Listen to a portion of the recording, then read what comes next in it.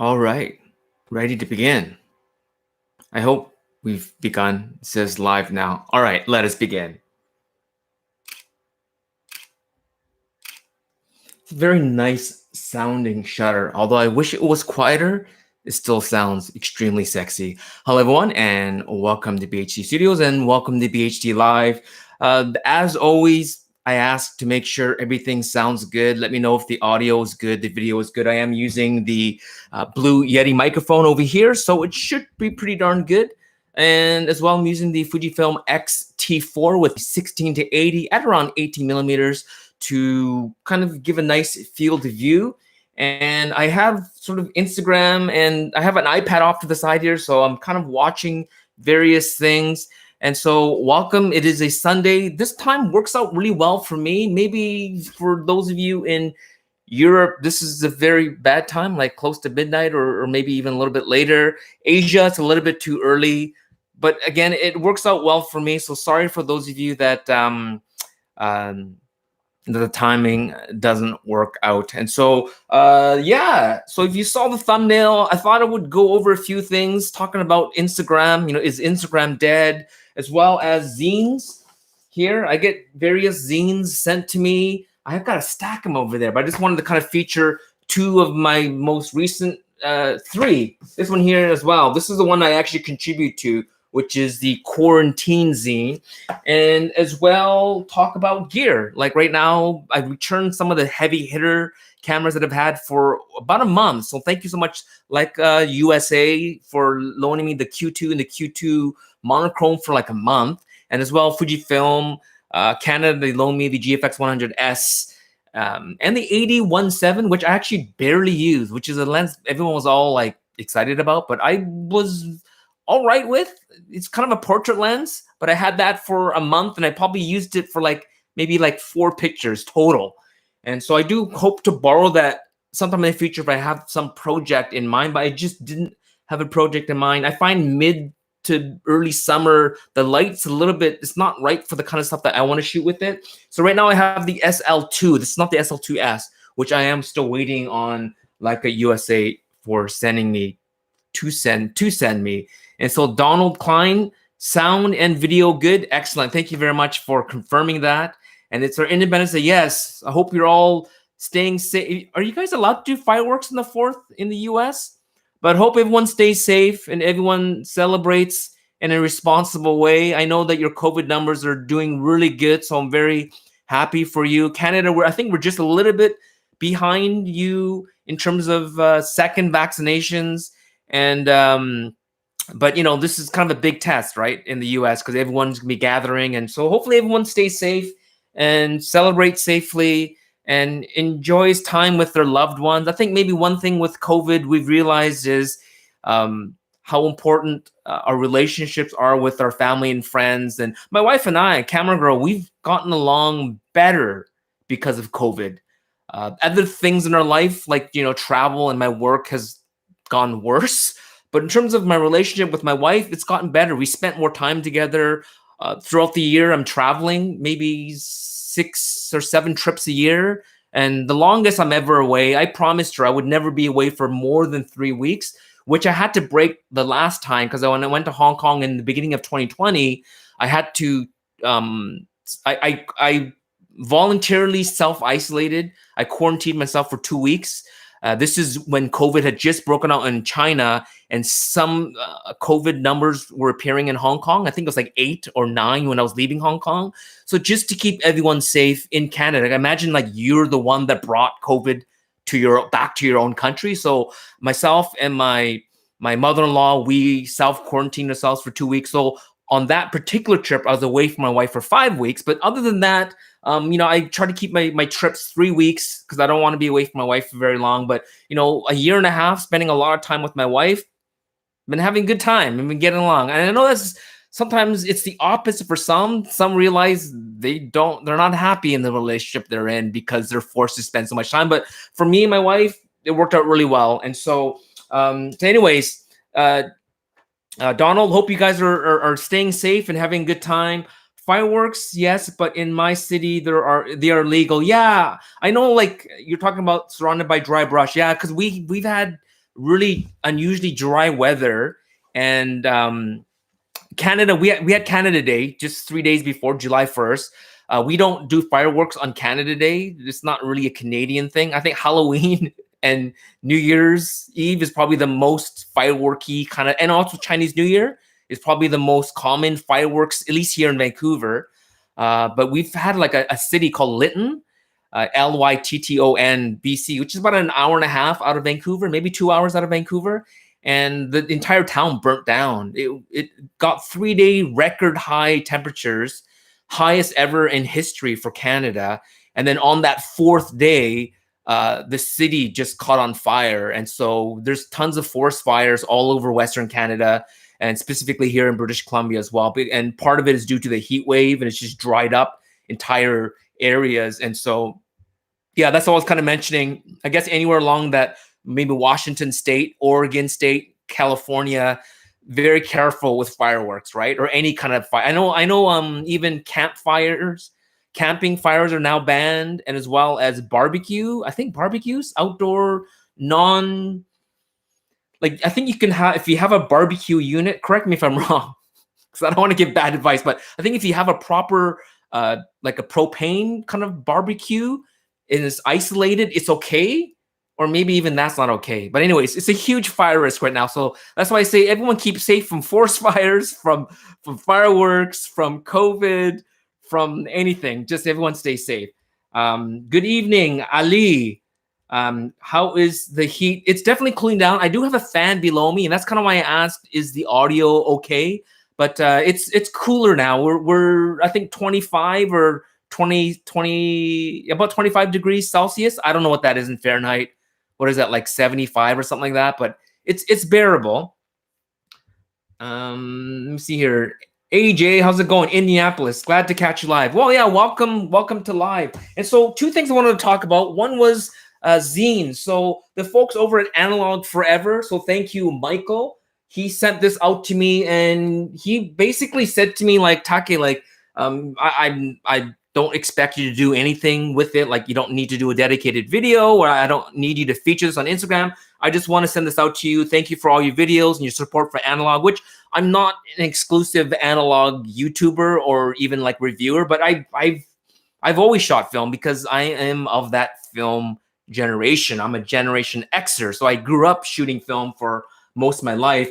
And so he sent this out to me. Beautiful magazine. I love the cover feel. So it's Analog Forever magazine, and it is edition 3, and it's really slick. They also has, like, they have sponsors inside. So here's Blue Moon, a camera and machine over in Lombard, Portland, Oregon. And as well, they have here, they have CineStill. They have CineStill. I put little stickers as bookmarks, but got CineStill as an ad here for their magazine. So very well done.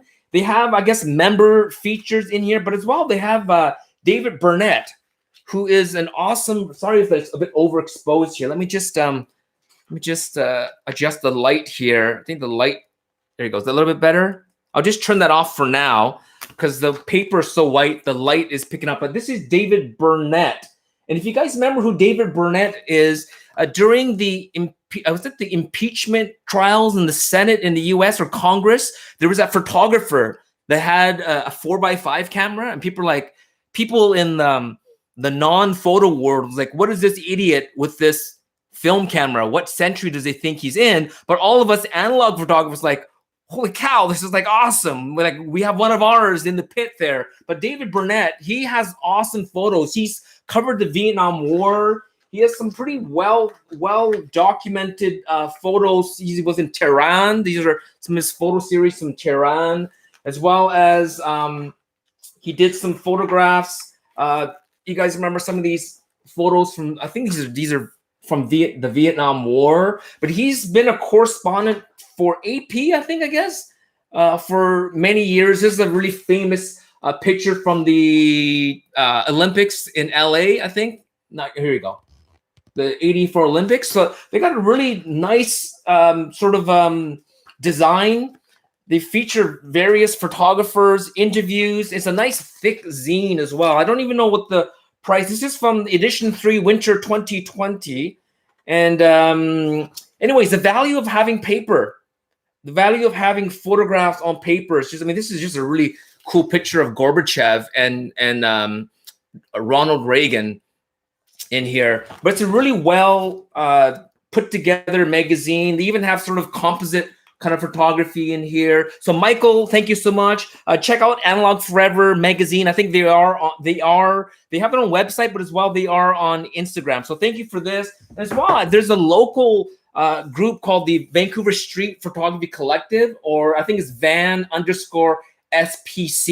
And I was sent this as well from them, and great photographs from local Vancouver photographers. You can see that kind of has, you can tell a lot of us here in Vancouver are inspired by Fred Herzog, but you can't blame us. It's like being inspired by Joe Marowitz and you live in New York, right? It's kind of like you're in Vancouver, you know who Fred Herzog is, and you get kind of a Herzogian kind of color street kind of a look, but fantastic photos, and you know, all done by local Vancouver photographers.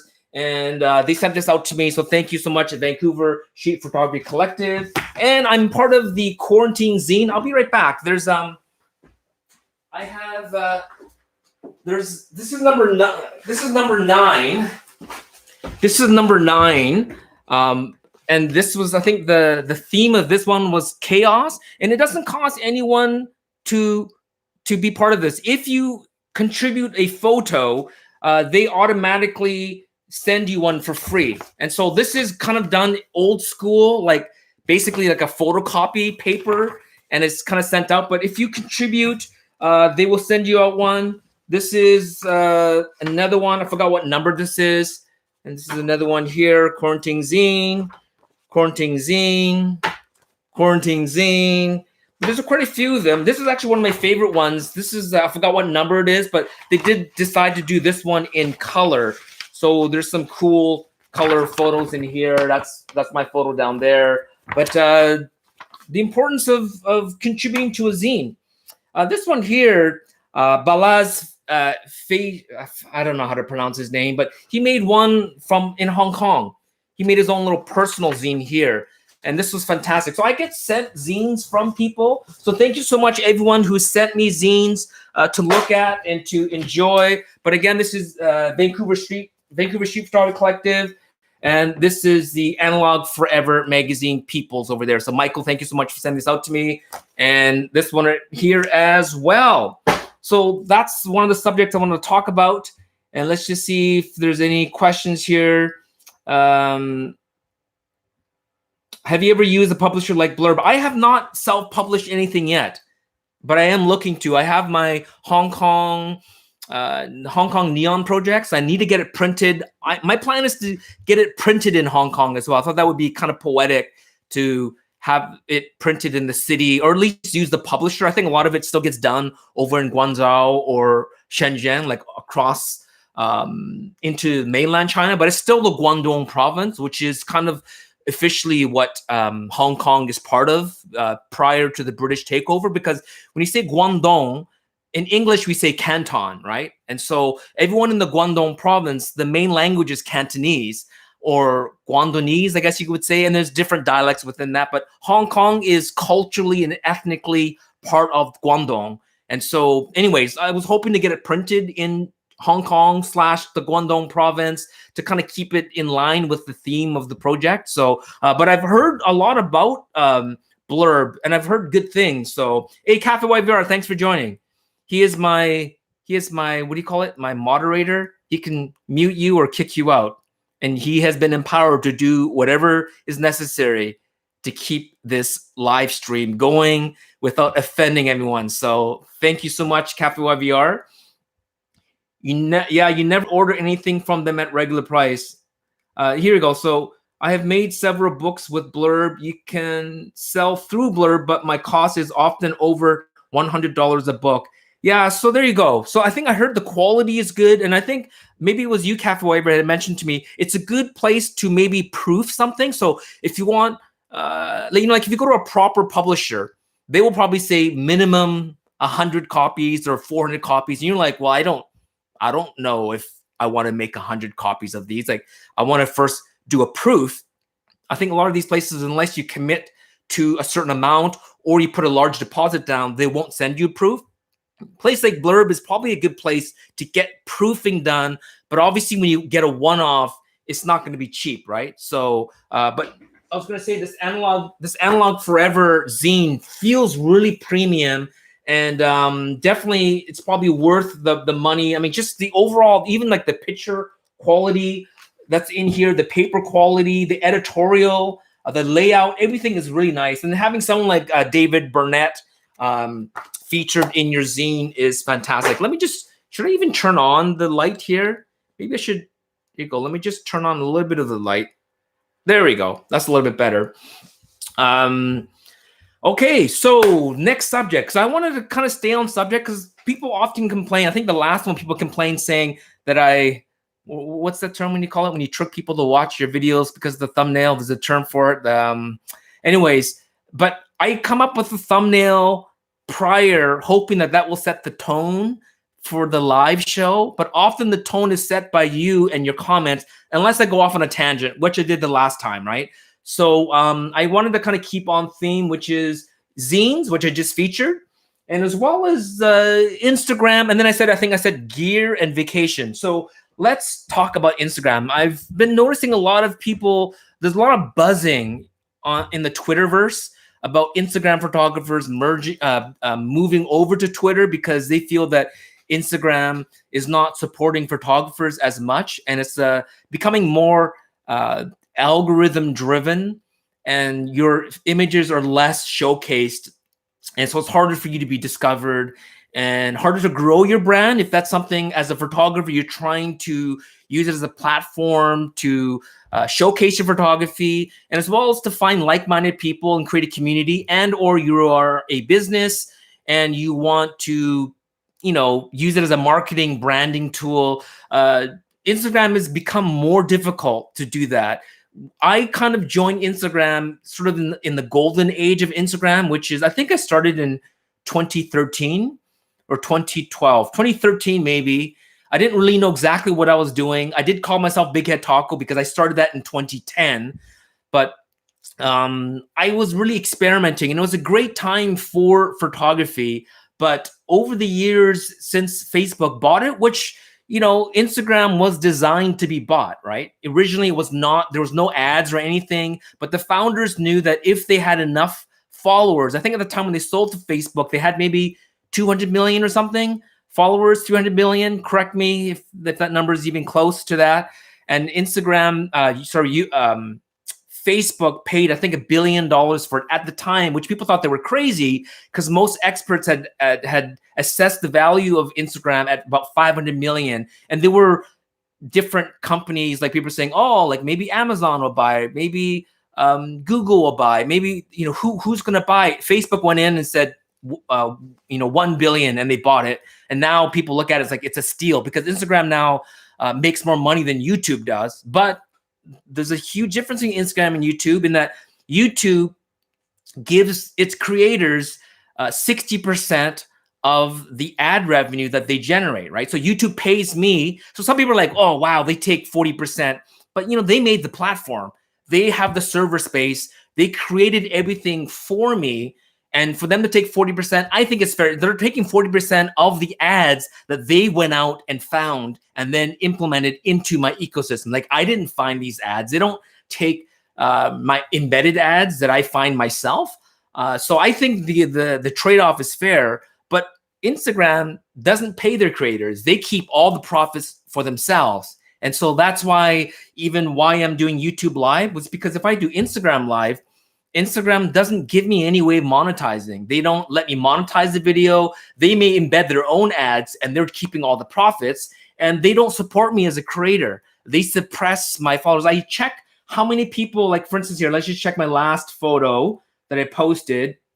Of my 37,000 followers, 12% of the people that saw the pictures weren't following me, 12% of 5,700. So of the 37,000 followers I have, only 5,700 people actually even saw the post. And of the 5,700 of them, only 88% of them were my followers. So maybe only 5,500 followed me. So less than a seventh of my followers even see my photos, right? And so they're creating these algorithms that reward you for, one of the things is they want you to do reels and they want you to do stories and Instagram live, and they reward you by allowing your followers to see. But if you look at the numbers, think about it. If 12% of the 5,700, and actually 12% is pretty good recently, because for about 2 months when everyone was complaining that Instagram's algorithms have changed and they're suppressing their viewers, I was getting 1 or 2% of new people looking. Well, if you're already following me, you're not going to refollow. So if you want to grow your brand, of 37,000 people, only 1% of the 1% of people that are actually even looking are new, then what are the chances of me growing? So over a 2-month period, I was losing more than I was gaining. Now I'm still on a upwards projectile because my growth isn't based on gimmicks. I don't get like 20,000 views or even likes on one photo because it went viral. I don't do that many reels. I do some reels, but in general, my growth is consistent because I don't use tricks to grow. But if you are new to Instagram, I can see why people are frustrated, because they're looking, going, oh, wow, like 200 people saw my photos. How am I going to grow? And it's true. It's very difficult to grow. So if you're looking for growth, unless you are exceptional and the content you have is very exceptional, I would say Instagram, if you're starting now, it is not an easy platform to grow on, but I wouldn't recommend photographers to ignore Instagram or get angry and frustrated, because it's not that much work. If you use the same photo and you're putting it on 500 pics on Flickr, you're sharing it on Twitter and Instagram. I do share the same photo, not always, but I share the same photo on Twitter and sometimes on YouTube in the community section as a post. But sometimes I try to put a little bit different text, or if I have an A, B version of a photo, I'll post the A version on either Instagram or Twitter, and then the B on something else. I have a slight difference, and then add a little different text. Sometimes I post on Twitter that I don't post on Instagram. Sometimes I post on Instagram that I don't post on Twitter. So I don't make it that generic, or like I don't duplicate all the time, because I know many of my followers follow me on YouTube, Instagram, and Twitter, and they're like, oh, wow, like I'm seeing the same photo 3 times. So I do want to change it up a little bit at times.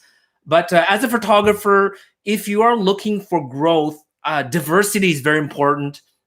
Only using Instagram is probably a mistake, because, again, unless you are exceptional, it is very difficult to grow on Instagram.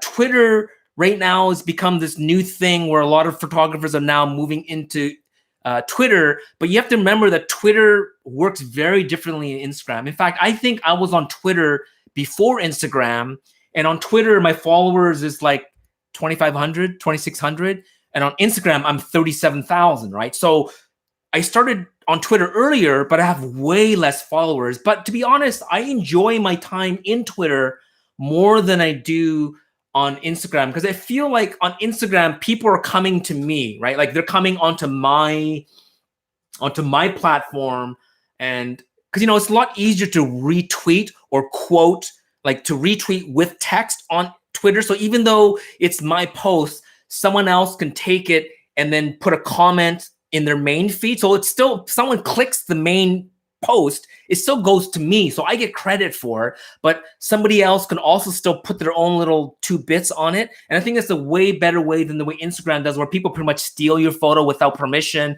and they treat it like it's retweeting or something like that. And I don't like it when people do that without asking me permission. But on Twitter, it's built into the system where I still get credit for the original post because it leads directly back to me. So I like the setup of Twitter, but don't do exactly what you're doing on Instagram on Twitter, because you'll get different type of response. And so here I see Martin, hello from Sweden. Martin, it must be late in Sweden. So thank you for joining. Trying to get into Twitter, but not really getting it yet. But it feels like that is the future for many photogs instead of Insta. Yeah, so I don't know if it's the future of photography, because Twitter is also playing with like reels, stories type thing, but I don't think it's catching on very easily. I don't think I've posted a single story, or reels to to my Twitter feed. I use Twitter like a feed. Like I have various interests. And instead of visiting 20 or 30 different websites, like, oh, this is a sneaker website. Oh, this is a photography website. Oh, this is my favorite F1 driver. I just follow them, and whatever's happening in these various ecosystems comes to me. So I use Twitter often as a consumption tool, not so, and as a communication tool, not so much as a platform to showcase my photography. Although that's part of my personality on Twitter. People know that I take photos, but I don't use it as a serious platform to showcase my photography. But there are photographers that do use it that way, but I personally don't use it that way. The image quality on Twitter is actually better than on Instagram. Instagram maximum is 1080 across by 1380 up. So that's a 4:5 aspect ratio.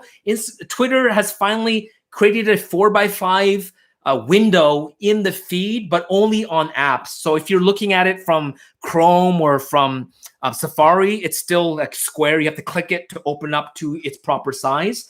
But on the app itself, it allows for 4:5, but the resolution is much higher. So if you're about higher resolution, it's funny, right? But Twitter gives you better resolution to the point where I would be either like, I don't care about watermarking so much on Instagram as much as Twitter. I don't watermark anyways, because I haven't found anyone really stealing my photos from Twitter. But you can easily download a Twitter image onto your phone or your iPad or your tablet.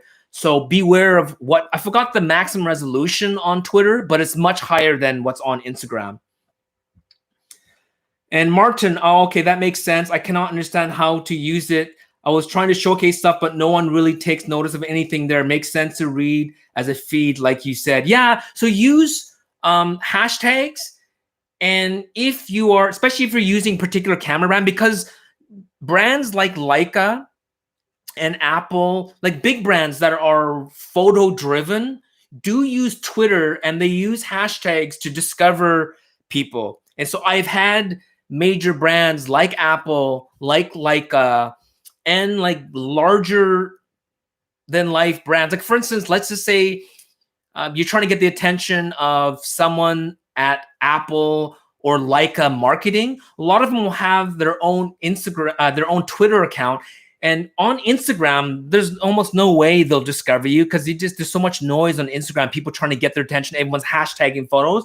But on Twitter, there's less noise and there's more chance. So for instance, if you want to like have a back and forth conversation with like Marquez Brownlee, MKBHT, or Casey Neistat. I've had Casey Neistat like one of my pictures, and I've had Peter McKinnon like one of my pictures, but I don't think they've ever seen anything I've ever done on Instagram. So it is a smaller community, but people see it like a community. So I find it's a great way of connecting with people that typically it's much more hard. It's more difficult to connect to them even through DM, through Instagram, and also through email and that kind of stuff. But on Twitter, it seems more intimate. Like for instance, even people like MKBHD for a YouTube video will go to Twitter and ask a question. And then from Twitter, if you notice when they do videos, they'll have these questions, this Q&A, and they got them all from Twitter. So it's a great way of making connection with people. But for myself personally, I haven't found it as a great platform to showcase myself as a photographer. Although there are great photographers that have done very well on Twitter, meaning they're getting similar numbers to Instagram, meaning they're getting like 20,000 likes and like 10,000 retweets on their photos. And on Instagram, they're like 2,000 followers. And then on Twitter, they have 100,000 followers. And so they're the opposite of most, but I think they are the exception. They are not the rule. Because again, look at someone like me who started on Twitter before and then started Instagram later. And I did, I wouldn't say similar things, but before I was tweeting everything that I was Instagramming, and I would still get way more reactions and way more effectiveness on Instagram than on Twitter. So I would say give it a try, but again, figure out the nuances of Twitter versus Instagram. They are different. So let's just see. Vero is the future. I don't know what Vero is, but we will see. It's really hard to predict, right? Because when I was on Twitter, I was also on this other app called Hipstamatic, which was pre-Instagram, and I invested all my energy into my blog, which actually was helpful. And that's another thing I was saying, to diversify. It's good to have at least a blog, but even better as a photographer, have your own website. I had someone telling me websites are dead. I think he's a fool to have said that. Too premature. I think you do need a home base, because if Instagram disappears and you put everything into that one platform that you have no control over, I think that is very dangerous. So having your own platform, even though you get less hits, if some platform disappears overnight, not all of your work disappears overnight, right? You still kind of have a home base where people know, oh, hey, Instagram is now gone, but I know that Big Head Taco has his own website, and let's go there to see what's happening, right? Because a lot of people actually, when Instagram is down, they go to Twitter and say, hey, Instagram's down, and vice versa. It doesn't happen in reverse as often, because remember, Twitter, you don't necessarily have to post a picture with your tweet. You could just post straight text, which you can't really do on Instagram. You can, but you have to still post something, even if it's just a black screen of death. But Twitter is text driven. And so oftentimes Twitter becomes a secondary thing that people go to. So I say definitely having your own website, or at least a blog, is a good idea. Get your .com. I prefer .com. I think it's still the most powerful. There are new .everything. I think it's even now .photo, right? They've expanded what's allowed. Even if you're Canadian, you put .ca. It's still very Canada specific. So I tell companies, if they decide to go global, or if there is an opportunity to go global, don't make yourself .ca, because in the future you have to pay someone to buy back your .com, and it may be in the 6-figure number to buy someone who took your branding name and just reserve the .com. And then when you grow enough, you're like, oh, I want that .com now, but instead of it being $50, it's going to be like $200,000 or something like that, right? So get your .com. I own multiple .coms, because if let's just say one day someone says, hey, Take, I love Big Head Taco, I love to buy it from you. I'll say, sure, at the right price, it's for sale. I have backup .coms ready and waiting, that then I would change my, I would redirect, because actually my bigheadtaco.com, the actual name is Big Head Taco Takes a Picture.blogspot.com. That's the actual name of my blog. All I do is take that and redirect it to my new website, and then someone just takes over bigheadtaco.com, right? So it's important to have a website. I think as a photographer, try Twitter, see what happens. TikTok is video centric. Snapchat is video centric. A lot of these other platforms are video centric. Twitter is more text centric, but allows for higher quality pictures than Instagram. So there is a potential for you to explode on Twitter, but as well as to create great connections with people that you probably couldn't have made connection with on Instagram. So it's a good place to give it a try. I just followed you on Twitter. Thank you, Donald. I appreciate it. I own 2 .coms. Awesome. Definitely. Yeah, it's a good idea. It only costs you like $15 a year to reserve .coms. So, I'd say just do it. So I don't see any new questions. So what was the other thing? Gear? So right now for myself, I'm very happy to have had the GFX 100S, the GFX 50S, a couple of lenses, and the 2 Leica Qs, the regular Q and the Q2 monochrome. But it is nice to not have all that expensive gear and always stress. That's why you've seen I haven't posted like a new video for a while. Like I think in the last month, I've only produced 1 new proper video other than live. Live is great because I can just create this without editing. But it is nice to have less review gear so I can now catch up and create video content of the gear that I review. Because when I'm reviewing the gear, my focus isn't to pump out a video fast. My focus is take as many stills as I can and really analyze and get the feel of the camera. And now I can take my time, look at the photos, meditate on them, see which ones I like, see the strengths, the weaknesses. And right now I have the Leica SL2 on a long-term loan from my local Leica rep that said I can keep this because I have the SL2S coming, which is very similar to the SL2, except it has 24 megapixels. So I thought that would be a great thing to see if it makes more sense to have 24 megapixels. One thing I'm really want to test is the high ISO speed, because I do find that this sensor was noisier at higher ISOs than the original SL. So I do want to see if there is I think there is probably going to be a better advantage, because you have less pixel density with the SL2S, because meaning there's fewer pixels in the same area, which means there's less chance of interference between pixels, because when the pixels get too close together or they're too densely populated in a surface area, what you get is image noise between, and that's why you get all the color noise and image noise. And so with less pixel density, technically you should get higher ISO performance. And so I am looking forward to the SL2S, and also less stress that I have less expensive gear. I do have this huge 16 to 35 lens, which is a monster lens, but it is a beautiful lens, and it matches well with the SL2, but I am using it with my beloved 40mm f2 Minolta, and I do have the 28 f2, my Summicron as well, my Leica Summicron. So I'm going to be testing that. So that's my current review. Still have the Ricoh GR3, which I do love using very much. Ricoh loaned this to me back in the fall, and they still haven't asked for it back, so I'm not sending it back. But I mean, if they ask for it back, I'll send it back. But I really like this camera. I'm going on vacation next week, and that's the other subject I want to talk about in a second as I answer any comments here. What do you think about the new Nikon? Yeah, the new Fujifilm looking Nikon, right? The retro looking Nikon. I don't like the Z bodies at all, the full frame mirrorless, and they have the crop sensor mirrorless as well, the FX and the DX, but would have loved the DF2, which is their SLR. This seemed close enough, except not being full frame and being able to use the old F lenses. Yeah, so I wouldn't mind testing it if Nikon sent it to me, but you know, they sent it to Kaiman Wong, DP Review.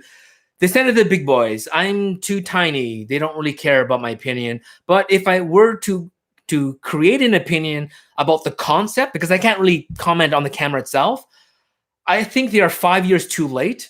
I think if they had come up with it, even if it was 5 years ago, but more so 8 years ago, they suppressed mirrorless, right? They went with the 1-inch sensor because they had too much faith in their DSLRs. If they created this 5 or 6 years ago, they could have dominated the APS-C market, because they had a much larger pool of photographers that would have migrated over to APS-C for those that didn't want the size and weight of a DSLR, right? But they went the 1-inch sensor, did well in Asia and did well in Japan, but overseas and in the most important market in the world, which is the United States, the Nikon 1-inch sensor cameras flopped. And if it flops in the US, it's basically a dead camera. Even if it does well in Japan, they will just discontinue it. And so I think it looks great, but it looks a derivative of Fujifilm. But if you're and those of you that says, why couldn't they made this full frame? Is because the camera would have been too big. As you can see, what Fujifilm has done with their X series, it's APS-C, but if you want high caliber, high quality optics like the 50 f1, the 18-1.4, the lenses are still going to be big. And so to create a full frame retro mirrorless camera for Nikon, I think it still would have been too big for people. So Nikon is still looking at their global audience, not just the US audience, but the global audience. And when they did that, they felt like if we created a full frame retro mirrorless camera, it will be too big and too expensive. And our target market is millennials with tight budgets and already have Nikon cameras that were inherited from their grandmas and their grandpas and their fathers and their mothers. And they want like a gateway into the Nikon interchangeable lens camera system. And because of that, that's probably why they went APS-C, for size and for price reasons. But I am a little bit surprised that they picked a 20 point whatever megapixel sensor. I don't even know whose sensor that is, because Sony's current crop of APS-C sensors is what Fujifilm and what Sony is using, right? Which is the 26 megapixel backside illuminated sensor. So I don't know where this 20 megapixel sensor is coming from. It probably isn't coming from Sony. And if it is, I don't know why they went 20 megapixel versus 26. And some people might say, well, what's the difference between 20 and 24, 26? A lot of it's psychological. And it's true. For most people, it's not going to make a huge difference. But it's a psychological barrier of people looking at even something like the Olympus OM. It's no longer Olympus, but the OM, the pen cameras that use a micro four thirds sensor, but they're also 20 megapixels, right? So in a way, in terms of megapixels, they would be categorized with micro four thirds, even though that's not a fair drop, if you can call it, in terms of where they would be categorized. Because if you won't put Fujifilm X-T4 against the new Nikon mirrorless, because people are like, well, they're different categories. The price is way more on the Fujifilm. Fujifilm is more feature rich. Fujifilm has a higher megapixels. It has, better overall technologies, blah, blah, blah. And so where does the Nikon fit? I think in a way they're trying to fit in a place where nobody else is. And maybe that's why they picked APS-C. Maybe that's why they picked a 20 megapixel sensor to keep it at a certain price point. I think the styling is beautiful. It looks great. It does remind me a lot of the Fujifilm X-T30, but I still think the X-T30 is a better camera overall. Aesthetically, I think the Nikon looks way better. But again, at 20 megapixels, and it's their first attempt, and so you have to commit to that mount. And you can put F-mount lenses on there, but you got to get the adapter and you get the crop factor, right? And so, Fujifilm is different. Fujifilm didn't come from a full frame or 35 mil camera. The X series was an all new series. So to me, the X series is not a crop sensor because they weren't cropping down from something else, right? These lenses in the Fujifilm system was always designed to be APS-C. So, it is just words, but to me, APS-C in Fujifilm is not a cropped format. It was designed from the ground up as a APS-C camera. So it is exactly what it should be, where DSLRs that were originally full frame mounts from the film era that then became DSLRs, but they were cropped, like my Minolta cameras. My Minolta DSLRs were all A-mount cameras that were originally 35 mil, but at the time, full frame sensors were too expensive, were just non-existent at the time. And so they all kind of had to go with APS-C. Those were truly cropped because they were meant to be full frame, but sensors weren't available yet, so they were cropped. So again, they're just words, but this new Nikon crop sensor should have been designed bottom up as a independent system, but their first lens that they're featuring is a 28 mil lens, but actually it's a full frame lens, right?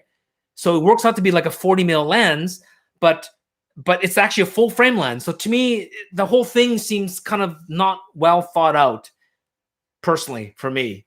So here you go. Same sensor as their Z50 crop sensor mirrorless. Yeah. So I don't know who makes that sensor. And Masay, how's it going, buddy? What are your thoughts about creating more analog film camera content to differentiate yourself from other YouTubers? Yeah, I mean, I'm still trying to work out my workflow, Masay. That's actually a good idea, but you got to remember that there's also a lot of people doing analog photography, and the turnaround time to get my analog stuff out, already my turnaround time for a digital camera review takes maybe 2 to 3 weeks maximum. That's me going full speed. And if I add it to film, it's going to add at least an extra week or maybe even 2. Because what I would probably do is work out some deal with the darkroom lab down in San Clemente, California. Send it down to Phil, and then have him as my sponsor, meaning he pays for all my development costs. But then in the video, I always name drop him and leave links down below. I haven't even talked to him about it. My guess is you'll probably say yes because he's such a cool guy.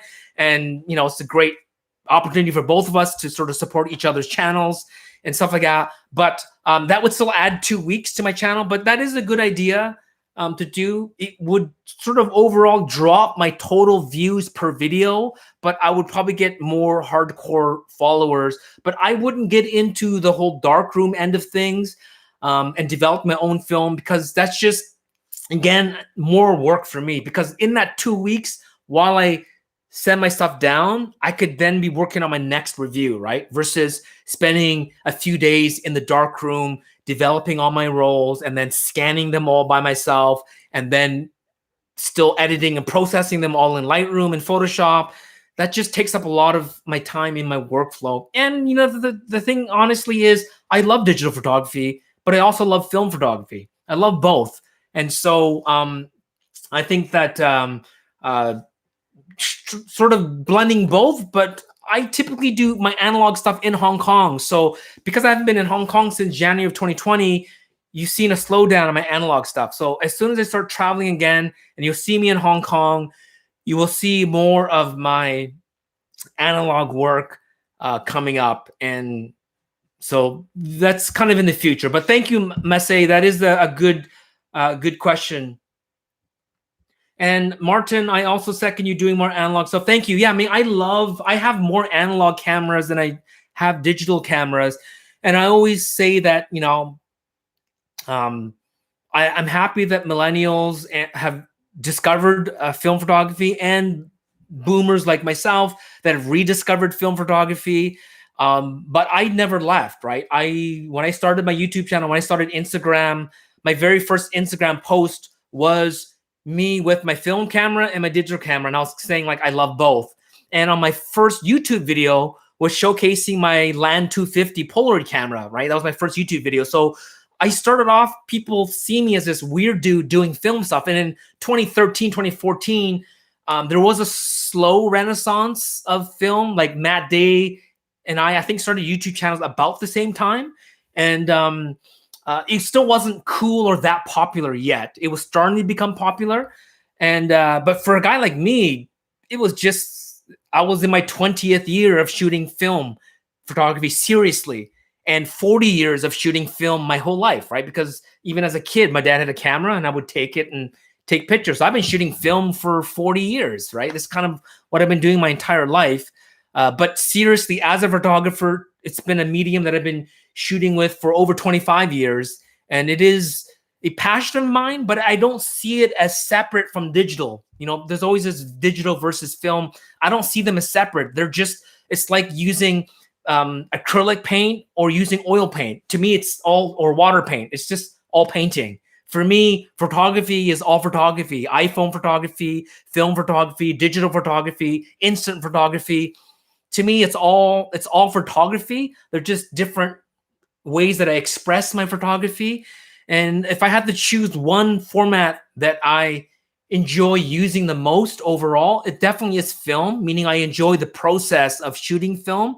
But in terms of which is the most effective format of photography, meaning if I had to create like 100 great photos and edit and process them quickly and deliver them to either like a magazine article or to a client, then obviously it's digital, right? That workflow is more efficient for me and for most professional photographers. So we're talking about what do I prefer and enjoy versus what is most efficient, versus also what is most practical and pragmatic. And even practicality and pragmatism depends on what are your criteria for what is practical, right? So, what is your end goal with your photography? So if your end goal is to distinguish yourself from your peers and be different, then film photography, if all your peers in whatever genre you're doing are all doing the same thing, then it may be actually practical to shoot film to be different. Because if you're all about the same level of skill set, like meaning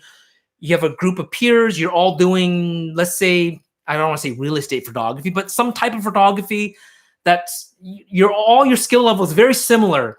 And in terms of stylistically, there isn't that much of a diversion from what clients want. So pretty much everyone shoots very similarly, and you want to stand out from your peers, then shooting film might be the one thing you can do that makes you very unique and different. But then I wouldn't use that as a crutch, because then if that is what accelerates you ahead of your peers, then your peers will also pick up on it and they'll do all the same thing and they'll all switch over to film. And now everyone is shooting film. And then now that's not unique to be film anymore. And that one advantage that you had no longer works, right? To be ahead of the curve, you always need to be creative and different. And as a photographer, it's sometimes there are leaders, thought leaders, and as well as there are followers. And there's nothing wrong with being a follower. I don't consider myself someone who is a trendsetter, but I do consider myself an early adopter. I do, what's it, the Dunning-Kruger effect, or whatever it's called. The people that first are like the trendsetters, and then they're the early adopters. I consider myself an early adopter. I didn't get onto Instagram as soon as it started. I didn't get onto YouTube as soon as it started, but I was reasonably early. I did see the trend, and many of my colleagues who were late adopters laughed at me, right? Because when I started Instagram, a lot of my photography friends that were like real photographers said to me, and I've shared this story many times, they would say, real photographers don't use Instagram. Instagram is for 12-year-old girls. Real photographers use Flickr. Real photographers use 500 pics. You're just doing a platform that little kids are into, but I treated it like a serious platform. And as well, when I started YouTube, I had my serious cinematography friends say, if you want to be a serious cinematographer, you want to create serious videos, you should be on Vimeo. Vimeo is where the real artists are. YouTube are for people doing how-to videos. Real serious photographers aren't on YouTube. And then years later, my friends who said 500 pics, Flickr, and Vimeo are all coming to me going, hey, Take, I'd love to be a guest on your YouTube channel. Hey, Take, I would love for you to teach me how to use Instagram. And so I do think myself as a follower, but I can see trends coming very early, and I can adopt it early enough where I still get criticism from the majority of people. And being an early adopter, there's an advantage, right? So I do kind of always look for trends, and I see what kind of things other people are doing. And some things I just kind of think, I think that's the way things are going to go. And so I'm going to give it a try. And it's not a kind of a scientific thing. It really is like a spark of an idea. It's something that sparks in my mind that helps me to see or predict, I think this is where things are going to go. But to be honest, right now, with the visual platform, I still don't know if Twitter is going to replace Instagram. I think it's a great addition to what you're already doing on Instagram, but not as a replacement. And to be honest, is Instagram dead for photographers? I don't think it's dead, but I think it is a lot harder if you are in the sub 1,000 range to grow quickly. Although the past 5 years, quick growth has been difficult. Meaning, I remember when I first started Instagram, I knew people that went from 5,000 followers and then get featured on a TV show or featured in some magazine and go from 5,000 to 30,000 overnight. That wasn't uncommon. But some of these people, they grew artificially, right? So like I said, my growth is very consistent over time. And so I've never been featured where because of the feature, I gained thousands at one time. I may have gained hundreds or dozens at a time, but never thousands at a time because I was featured by someone. And I've always appreciated that. I appreciated natural, slow growth for my brand. And that natural, slow growth, it's still possible on Instagram, but it's a lot harder. They want you to do more than just post photos. So you do see me very active in Instagram stories. Every day I post at least 1 or 2 stories. I've been trying Reels a little bit, but I don't get a kick out of doing it. And IGTV, I don't do it as often because I transition more into YouTube Live because I see more results from YouTube compared to Instagram Live. But I will do Instagram Live once in a while. Cafe YVR, then you switch to monochrome. Exactly. I love the Q2 monochrome. I just can't afford it. It's I think right now it's $6,200 US, which is very expensive, but I see why it is the price that it is. And I kind of go into it in my video. Like, forget the fact that it's monochrome. Even the Q2 is $5,500. But you have to remember the closest camera to it is the Sony RX1 R Mark II, and that camera I think is like $3,500 or $3,600, and that camera came out in 2015. So that camera is 6 years old, and it's sitting on the shelf getting dusty. Because if you go to B&H, you type in Sony RX1R Mark II, it's been on their website since 2015, and it's been the same price, and it's $3,500. And it pales in comparison to what the Leica Q2 can do in many ways. And so it's a very unique camera. There's nothing else really out there like it. The closest would be probably the Fujifilm X100V and the Ricoh GR series, but even those cameras are very, very different cameras. The only thing that all four of those cameras have in common is that they're all leaf shutter, all-in-one sort of design, non-interchangeable cameras with large-ish sensors. So the GR and the X100 has APS-C, the Sony and the Leica has full frame. So they're large-ish sensors, but they're all-in-one, all of them are leaf shutter. But other than that, all four of those cameras are quite unique and different. I would say the worst out of all those four is actually the Sony RX1R Mark II. I would not recommend that camera unless they drop the price from $3,500 down to, I would say, at least $2,500. That camera is definitely overpriced. Sony needs to upgrade that thing, both in firmware, but as well as hardware. They use that tiny, tiny little battery that should be, I know guys with the RX1 that has like 6 of those batteries, because I think you get like, in real world use, you get less than 100 shots out of that camera, and then the battery's dead. So it's hilarious the size of the battery that's in that Sony camera. Dunning-Kruger effect refers to someone overestimating their ability. Oh, you're right. That's the wrong one. You definitely don't have that Dunning-Kruger. What's that thing with the curve for adoption of new adoption of new ideas? You're right. The Dunning-Kruger effect is people that overestimate. No. Hey, Mac D, thank you for bringing that up. Like most photographers, when I first started, I thought my photos were awesome until like 2 or 3 years later, you look back and you're like, oh, these kind of suck. Why did I think I was so good? But you got to remember that when I started serious photography back in 1994, there was no Instagram. There were websites, but there was no blog. So most people weren't really posting their own, like hobbyists weren't really posting their own photos. Maybe there were forums and stuff that people would post and say, hey, what do you think? But I didn't do that because I was shooting film and you'd have to scan it and then upload it. So I used to kind of joke around with my modern kind of millennial friends saying, guys, like you have to remember that I shot for 15 years, thousands of rolls of film, and maybe one other person saw the photo. Like I would take a picture, think it's the best photo I've ever taken, but no one would ever see it for decades. Maybe my wife, and even then she'd get sick and tired of like, how many photos of sunsets can you take? Stop showing me these photos, unless you printed it and gave it to someone, right? And so I went 15 years without real feedback other than me feeding back myself. And maybe that's what kind of helped someone like me and photographers of my generation to be able to self-analyze and to separate oneself from one's own work, which is very difficult, and look at it from an objective viewpoint, which you can never do 100% because obviously you took the photo. Film helps a little bit because you shoot it and you might not process the film and print the film till like a couple of months later, right?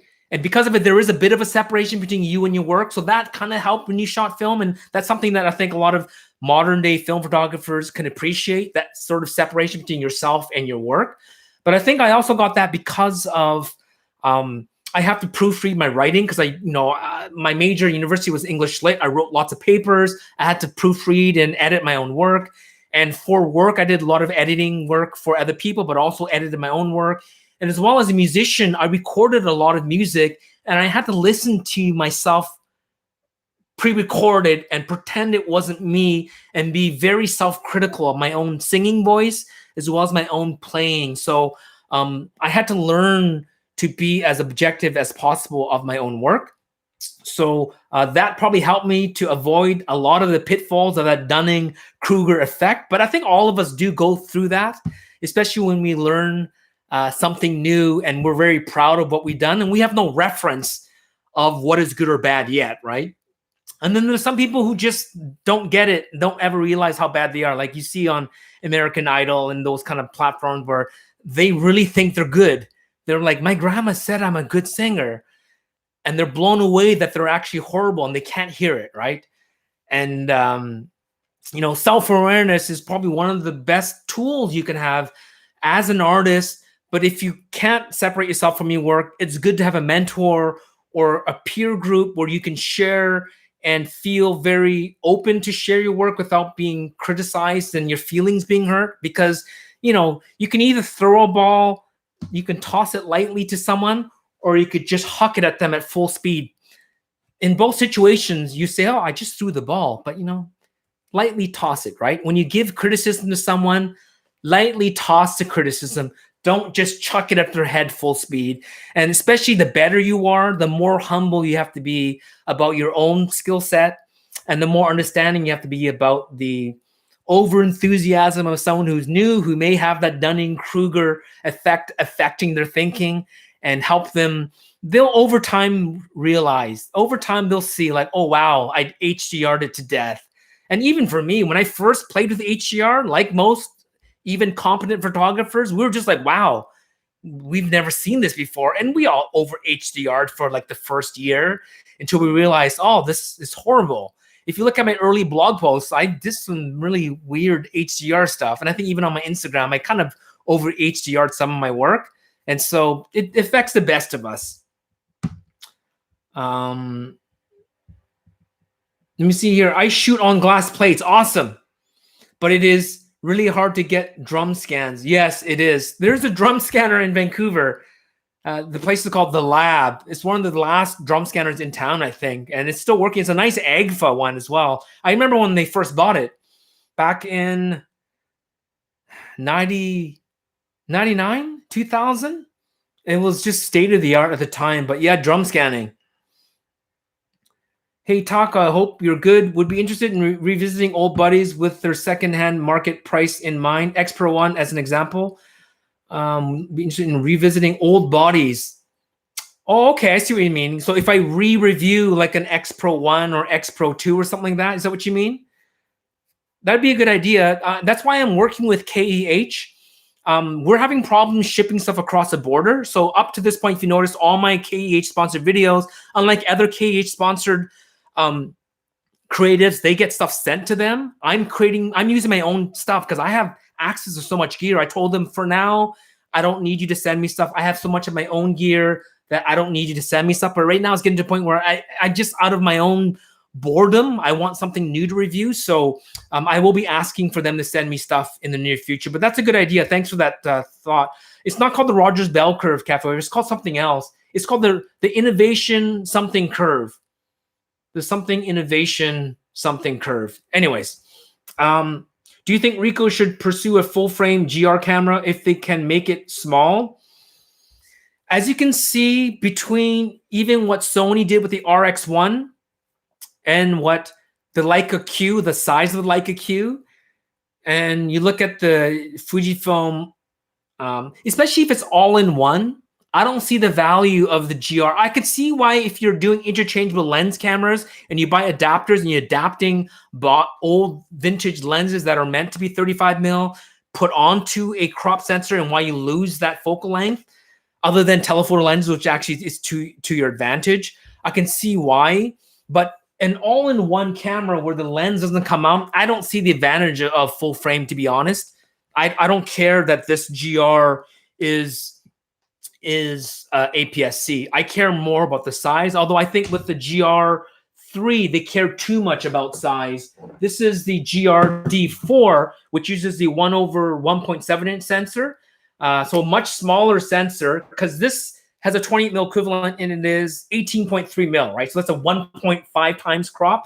And this thing right here is a 6 mil lens. And so that's 6 divided into 28. My math, help me here, guys. That is a 4 point something, 4.8, because 6 times 5 is 35. No, 6 times 4 is 24. So like 4 point something times smaller than full frame. So this But look, it's about the same size, right? Look at that. Look at the size difference between. Why isn't it picking? There you go. Like from here, can you even tell which is APS-C, which is 1/1.7? Which a lot of smartphones now have sensors that size. But I think Ricoh was so concerned about that they got rid of the pop-up flash, which I think is a huge mistake on the GR. Now I use external flash on my GR, so I don't care as much.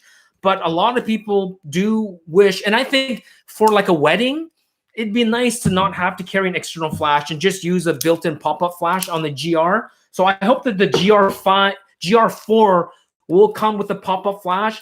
And I do hope that they increase the size of the battery. And I also hope that they add an articulating screen. I don't really care if they go full frame or not. Martin, I was shooting QP a long while, but sold that and got the Leica M4 Plus lenses. I found myself wanting a digital M to complement the M4, and in the end landed on the M240. So far, love it. Opinions? Yeah, I mean, hey, if you know, for me, I shoot the Leica Q like a point and shoot, right? Just, I don't need to focus. I don't need to think. I love the macro capabilities of it. I did really cool photos. This is on the GR, but I did cool photos of like watches. I'm not sure if you could see that. There you go. The GRs do macro photography and like my lens hit my watch. It got so close. Now the Leica Qs have really good macro. I think it's like 17 centimeters or so, but it's also full frame. So you can definitely crop in and get really, really good, like actual macro photography. But if you are shooting at like a main street shooter and you love the interaction between yourself and the camera, then that's great. And it makes sense that if you have beautiful lenses that you shoot film on and you want to be able to reinterpret that digitally, to have a lot of guys shoot with Leica M film bodies, but can't afford an M digital body. So would buy a Sony and say, look, I'm not a fan of Sony, but I need a full frame mirrorless camera. I love Fujifilm, but you get the crop. And so I had to get Sony because it's the cheapest bang for your buck full frame camera that can accommodate my Voigtlanders, my Zeiss, and my Leica glass to shoot full frame and get my 28 or get my 24, or if you have a tri-Elmarit, get the 3 focal lengths and not get the crop. So I get why. But now that we're years away from the M9, the M240, the prices of those cameras have dropped enough where you could probably get a used M240 for what, like $3,000 or so in the US, maybe. And so more and more people are now buying the M240, and that's fantastic. If I had to choose between the 240 and the M10, of course I pick the M10, but price performance wise, M240 is fantastic.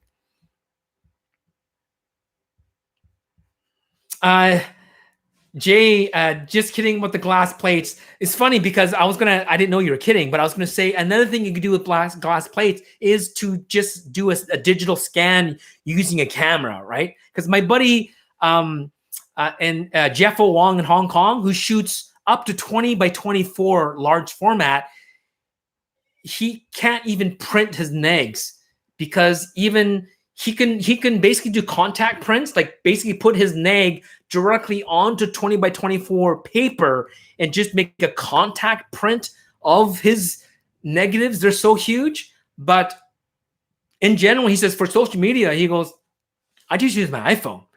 And people are like, that's blasphemous. He's like, why not? He goes, I shoot film because I love film. I love seeing that huge negative. If I really love a print, I'll make a print by making a contact sheet print. And when he does that, he actually does dumb down to his 1620 or his 810 or his 4:5 large format. Even for him, 4:5 is tiny, right? Which is still like the negative is this big, right? So for those ones, he can easily print, right? You can get 4:5 neg holders, drop it down your table, and have the right lens, blah blah blah. You can print 4:5. And even 4:5, you can still do contact prints pretty easily, right? But he just uses his iPhone. Now I was going to say, if you did do glass plates, I mean, you just use an iPhone or use any digital camera and just take a picture of it. You still get really good image qualities. But since you were just kidding. Here we go. So Martin's saying 2,000 euros. So that's about 4,000 US, which is about 5,000 Canadian. So still pretty expensive, I guess. Messe, do you foresee that still photography in the next 5 to 10 years will be as relevant as it is now as the world and platforms such as Instagram are shifting more on video content? No, I would say the answer is no, and I'll tell you why, and I'll show you why. I have a book here on design, really cool book, and it has some of like the big names in design. Tanaka is one of my favorite guys, and he does a lot of these Japanese, everything from like trade shows to like album covers and stuff. A lot of this is not photography. A lot of it is a mixed media photography with design and illustration, but stills are still needed, right? Packaging, storefronts, thumbnails. I think photography will always exist. Stills will always exist. Digital frames was like the trend. People thought, oh, in the future, we're all going to have digital frames up on our wall. Who needs physical prints of photos? We'll just have a scrolling thing. But guess what? It flopped because people are like, no, I like physical prints. I like physical books. Like, sure, you could probably get this as an ebook, but why? And it kind of goes back to what I talked about with these magazines, right? These analog magazines of like prints. People still in the realm of digital, people want something tactile, something with a, I can smell the ink.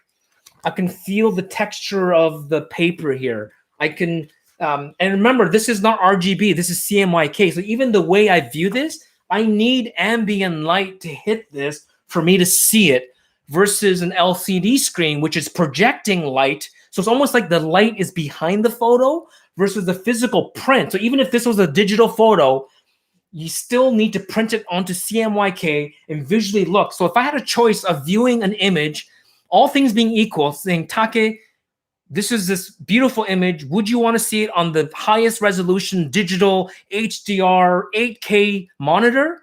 Or do you want to see a physical print of it? 100%, I would always want to see a physical print of something versus something that's being represented digitally. And I want it as a still. And so stills are always going to be needed in the commercial world. And I would say even in the art world, I don't see art galleries being replaced by LCD screens of scrolling images. I think people value physical things.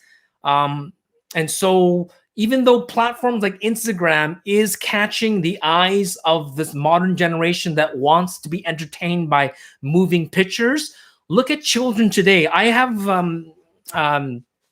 no children of my own. My wife and I, we don't have any kids. So we are still kids. And I always tell people I'm my wife's kid because we don't have kids. But all of our nieces and nephews, they all love physical books. And a lot of them, if you gave them a choice between an iPad, and those of you that are parents, you can confirm, a lot of kids, if you give them a choice between a physical book and an iPad or some screen, most kids pick physical things. They would rather play with Lego than a screen. Now, when they get older, maybe when they engage or interact, then they start liking video games, that kind of thing. But little kids that are working off of almost pure human instinct, right? They haven't learned how to be anything yet, right? They prefer physical things. They like physical books. They like Lego. They like blocks. Virtual things are things that are learned over time. And so I think it's very innate and very instinctive of us to like physical things. And video, I'm not saying you can't have physical video, but a physical print is something you can hold in your hand. You can't really hold a movie in your hand as it's playing. It still needs to be projected some way. And so I think photography will definitely continue on. It will morph and shift into different things. And the way that we consume, I think technology is pushing it to be more convenient and accessible. But I think over time, people will realize the value of physical things. And I think that is why there is a movement towards zines as well as physical products. Like if you think about YouTube, the realm I'm in right now, other than affiliate links and other than sponsorship and other than embedded ads and that kind of stuff, which is sponsorship, what is the number one thing that they tell you YouTubers to do? They tell them to make merch, right? Why do they tell them to make merch? Because it's a physical thing. Well, why do followers of brands want physical things? Because they want a physical association with the brands that they love. So you love Casey Neistat, you want to wear one of his t-shirts, right? If you are a follower of a great photographer, you want a physical book from them and you want them to sign it or something like that. And so I think the NFT craze is sort of trying to bridge that gap of it's digital, but it's more than just something that's disposable. I don't know if that will replace a physical print from an artist. So my belief is no, photography, still photography, and even a physical print isn't going anywhere anytime soon. And so Martin is talking about your 2-year-old loves books and things tactile. Exactly. All my nieces and my nephews, all of my friends that have kids have all told me my kids love books. They love physical books. You throw an iPad, they're amused for a second, but they want their physical book. They want their physical doll that they want to cuddle. They want, kids love Lego, right? We all grew up with Lego. Even the kids today, there's no digital Lego that can ever replace physical Lego. It just doesn't exist. Kids love physical things, which shows you how instinctive the tactile, sensory, even smell and visual, meaning, light hitting something and us looking at it versus something being projected behind a screen that is not natural for us. And that's why seeing me on Zoom or on YouTube is very different than seeing me in person, right? And also being able to hug someone and be able to shake their hands. All those things are very important. So, and guys, I'm at 1 hour and 16 minutes. So I'm going to end this very soon. So thank you again for joining. Again, I was going to just share with you all my zines here that was sent to me. So thank you, Vancouver Street Photography Collective, for sending this to me. Thank you, Analog Forever, for sending me. Thank you, Michael, for sending this to me. I'll put the links down below to both of these brands. And I'm on vacation next week from Tuesday to Friday. I will probably be doing some Instagram stories. I might do an Instagram live, but we'll see. It's up to Camera Girl. Yeah, we'll see. We'll see. And I am going to be taking some work up with me, but that's because I'll be working on my GFX 100S video as well as my Leica Q videos. I still need to edit and process through all the photos that I've taken during that time. So thank you so much for watching, guys. I do appreciate you joining. If I miss your questions here, Andrew, just if you test print your photos to see how they look and make adjustments, do you think 4x5 or 4x6 is big enough? That's a good question. I do proof my pictures in 4x6 all the time. First of all, because that keeps the aspect ratio, unless you shoot with a camera that isn't 2x3 aspect ratio. And I'm looking more at the color than the resolution, because I already know predictably what the resolution is going to be. Anything over even 12 megapixels easily print up to 8x12. It's more about dynamic range than anything else, and that you can pretty much check on your screen. But definitely proof it for color, because when you use a lab, you don't know what the machine is going to see. There's a whole art to converting RGB digital files over to CMYK physical prints. And sometimes what you see on your screen is not going to match what you're going to actually get printed. And so typically when I'm doing high print runs, I'll run a whole batch of 4x6s first, make sure the color looks good. If the color is off, I'll put, like, I can visually say +1 magenta, -1 blue, up 1 stop, down a stop, whatever it is that I notice about the print, or even say -1 saturation, it's too oversaturated, whatever.